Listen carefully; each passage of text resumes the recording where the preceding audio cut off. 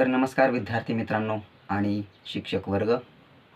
असाध्य गोष्टीला साध्य करून दाखविणाऱ्या या यूट्यूब चॅनलमध्ये आपल्या सर्वांचं मनापासून स्वागत. तर विद्यार्थी मित्रांनो, आपण या अगोदरच्या पाठामध्ये पाहिलं होतं की आपली पृथ्वी आणि आपली सूर्यमाला म्हणजेच ग्रह, उपग्रह यांचं काम काय, हे कोठे असतात, यांच्या सभोवतालचा जो परिसर आहे तो काय असतो, सर्व माहिती आपण या अगोदरच्या पाठामध्ये पाहिलेली आहे. विद्यार्थी मित्रांनो, आज आपल्याला नवीन पाठ शिकायचा आहे. त्याचं नाव आहे पृथ्वीचं फिरणं. तर पृथ्वीचं फिरणं कशाला म्हणतात, पृथ्वी नेमके कोणाभोवती फिरते, ठीक आहे. परिवलन कशाला म्हणतात, एक वर्ष किती दिवसांचा होतो, लीप वर्ष कशाला म्हणतात, जे काही पर्यावरण आहे ते पर्यावरण कशाला म्हणतात, परिवलन, पृथ्वीचं परिवलन, वर्ष, लीप वर्ष, सूर्योदय, सूर्यास्त, नंतर पौर्णिमा, अमावस्या, असे बरेच काही जे काही घटक आहेत ते आपण या पाठामधून शिकणार आहोत. चला तर मग मित्रांनो, आपण आजच्या व्हिडिओला सुरुवात करूया.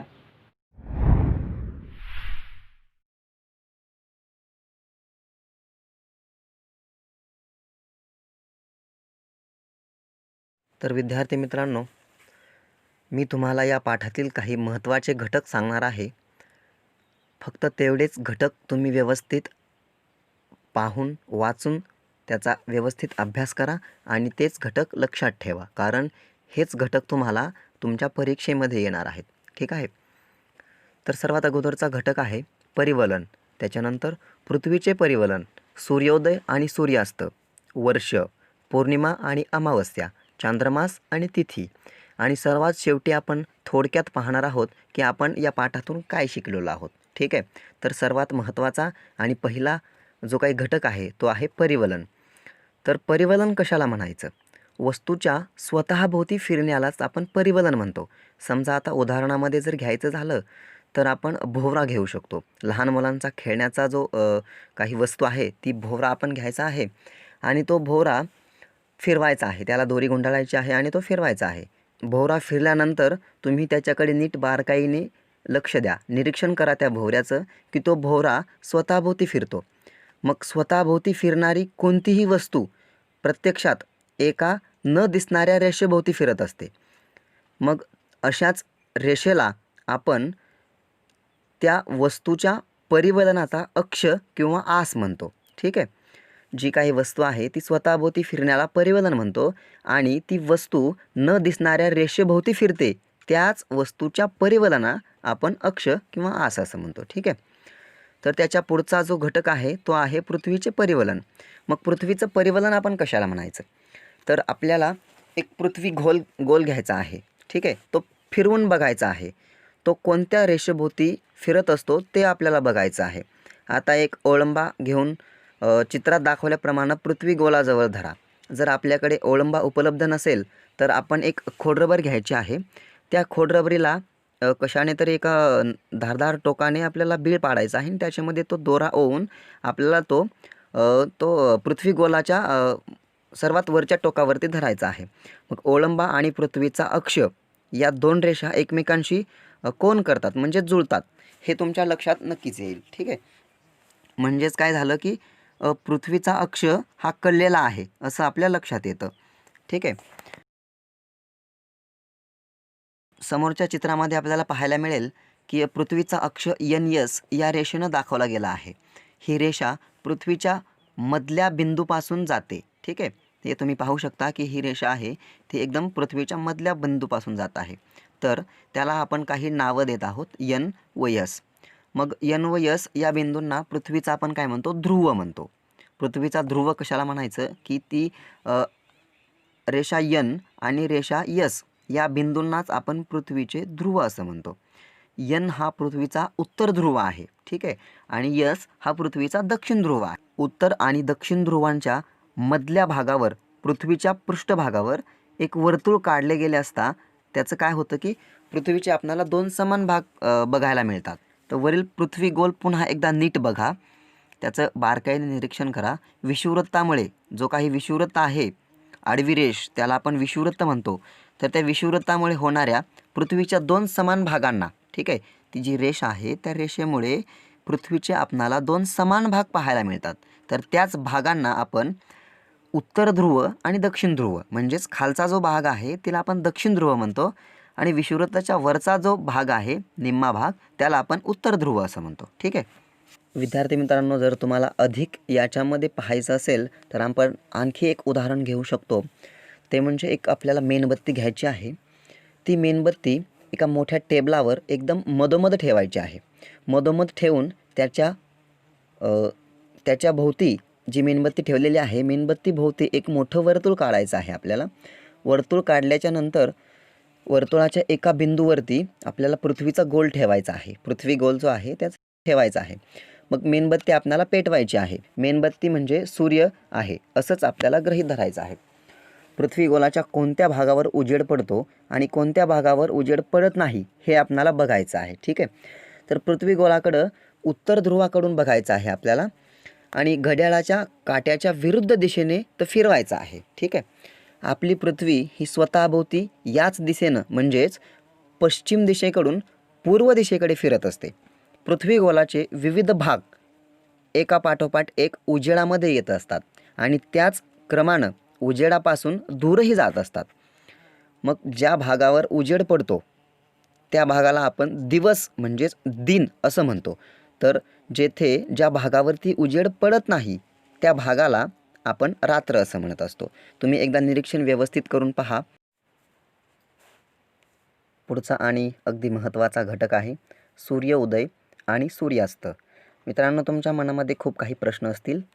म्हणजे मी ज्यावेळी 5वी 6वीला होतो त्यावेळीसुद्धा माझ्या मनामध्ये असेच प्रश्न होते की नेमका सूर्योदय म्हणजे काय, सूर्यास्त म्हणजे काय, हा दिवस कसा होतो, ही रात्र कशी होते, हे तास कसे होतात, आपण 1 तासाला 60 मिनिटेच का म्हणतो किंवा 24 तासच कसे होतात, 24 तासांचा दिवस कसा असतो. ठीक आहे, असे बरेचसे प्रश्न माझ्या मनामध्ये सुद्धा निर्माण होत होते आणि कदाचित तुमच्यासुद्धा मनामध्ये निर्माण होत असतील. तर आपण आज हेच पाहणार आहोत की नेमका सूर्योदय म्हणजे काय, सूर्यास्त म्हणजे काय, दिन केव्हा होतो, रात्र केव्हा होते, 24 तास आपण कशाला म्हणायचं. ठीक आहे, सर्व काही प्रश्नांची उत्तरे तुम्हाला या घटकामध्ये मिळतील.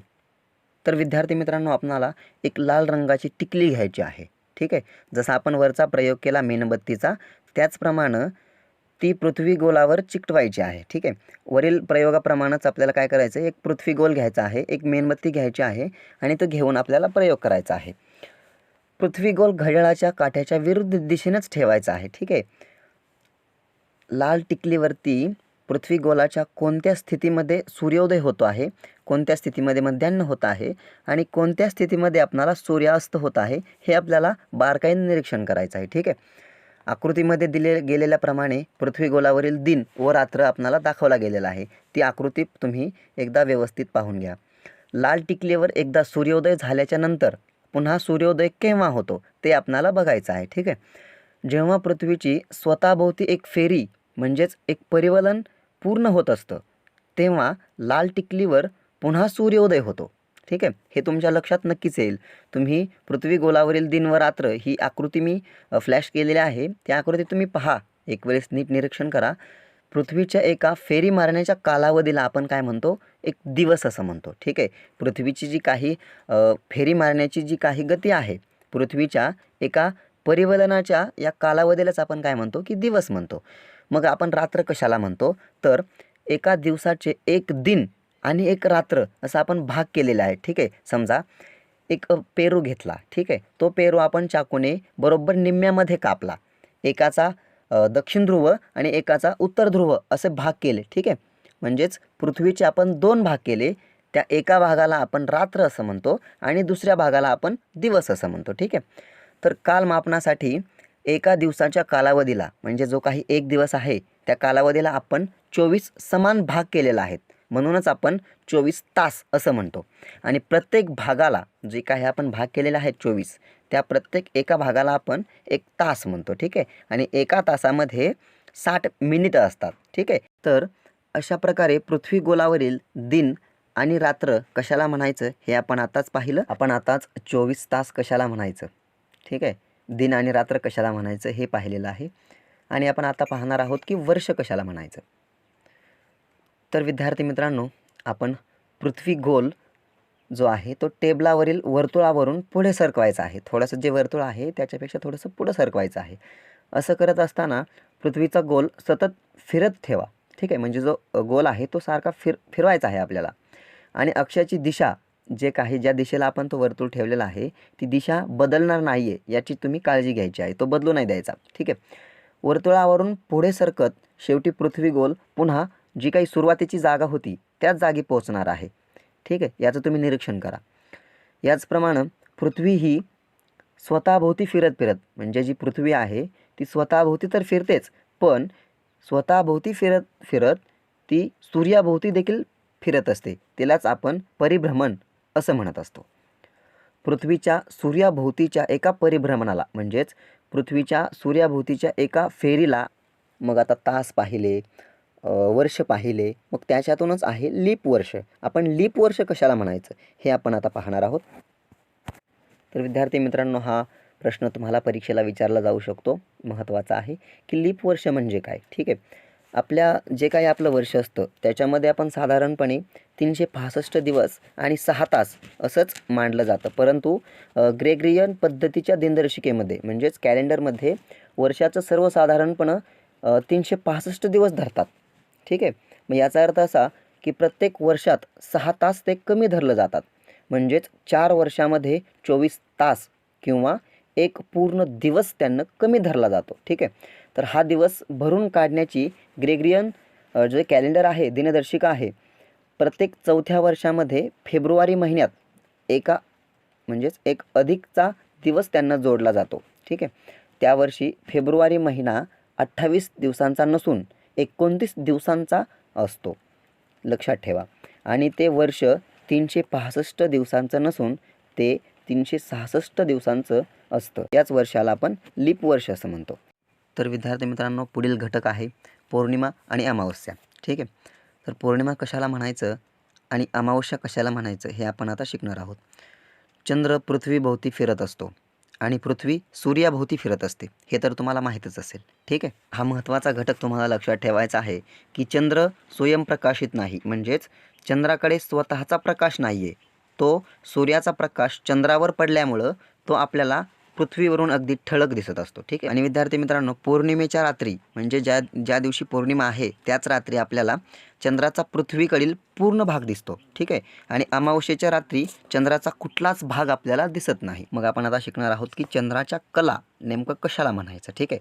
पौर्णिमेपासून अमावस्येपर्यंत चंद्राचा पृथ्वीवरून दिसणारा जो काही प्रकाशित भाग आहे तो कमी कमी होत जातो आणि अमावस्येपासून पौर्णिमेपर्यंत तो पुन्हा थोडा थोडा वाढत जातो. ठीक आहे. यालाच आपण काय म्हणणार आहोत की चंद्राच्या कला असं म्हणणार आहोत. ठीक आहे. तर विद्यार्थी मित्रांनो, तुम्ही आताच शिकलात की पृथ्वीचं फिरणं कशाला म्हणायचं, सभोवताली जो ग्रह आहेत, उपग्रह आहेत यांच्याबद्दल तुम्ही माहिती घेतलीत. वर्ष कशाला म्हणायचं, लीप वर्ष कशाला म्हणायचं, या सर्व गोष्टींची तुम्ही माहिती घेतली. याचबरोबर तुम्ही पौर्णिमा कधी होते आणि अमावस्या कधी होते, नंतर लीप वर्षामध्ये किती दिवस असतात, नंतर तुम्ही परिवलन म्हणजे काय, पृथ्वीच्या परिवलनामुळे पृथ्वीवरती दिवस आणि रात्र होतात हे तुम्ही पाहिजे. तर पृथ्वीवरती ऋतू कशामुळे निर्माण होतात हे सुद्धा तुम्ही त्याच्या पौर्णिमेला शेवट होणाऱ्या चंद्रमासातील पंधरवाड्याला आपण शुक्ल पक्ष असं म्हणतो, हे सुद्धा तुम्ही या पाठातून पाहिलेलं आहे. असे बरेचसे घटक तुम्ही आज या पाठातून शिकलेला आहात. विद्यार्थी मित्रांनो, व्यवस्थित अभ्यास करा, व्यवस्थित राहा, तुमची स्वतःची काळजी घ्या. कोरोनाच्या काळामध्ये, लॉकडाऊनमध्ये तुम्ही जास्त बाहेर जाऊ नका आणि जरा जास्त थोडंसं अभ्यासाकडे आता लक्ष द्या, कारण तुमच्या शाळा आणि कॉलेजेस कधी चालू होणार आहेत हे आणखी डेट त्याची फिक्स झालेली नाही आहे. त्यामुळे व्यवस्थित राहा आणि काळजी घ्या. तोपर्यंत नमस्कार.